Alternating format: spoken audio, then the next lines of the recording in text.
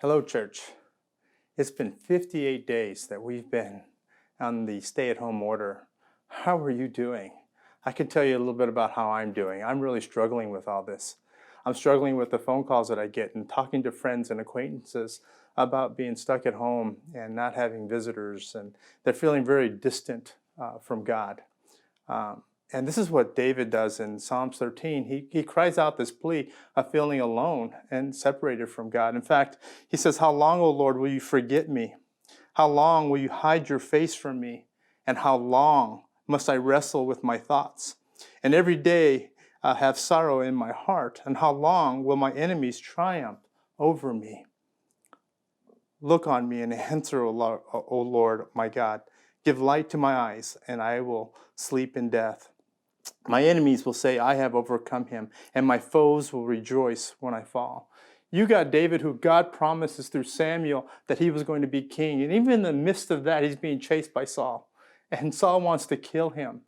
And he's in the caves, and he's just running away. And he's feeling like, where's my God? Where's the God that Samuel had talked about of me becoming king one day, and yet my death seems near, and you seem so far away, Lord. Have you felt that way? I know I have. Sometimes it's not a result of sin in our lives. We just feel distant from God. We have our quiet times, we spend time with Him, and yet we struggle to feel that He is near. In fact, situations that surround us and people that talk to us, they say things to us, and we feel very distant. We know God's word that is treasured in our hearts, but it doesn't seem to help. And yet, because we feel God is so far apart. So church, how do you feel? Are you feeling that way? It's not a result of sin. It's not a result of you walking away from God, but you've been sitting there at home. Some of you have been doing things differently. You've been spending a lot of time with your family. Even in the midst of that, you feel very distant in your relationships, and especially with God. And you know what? I love verse 5.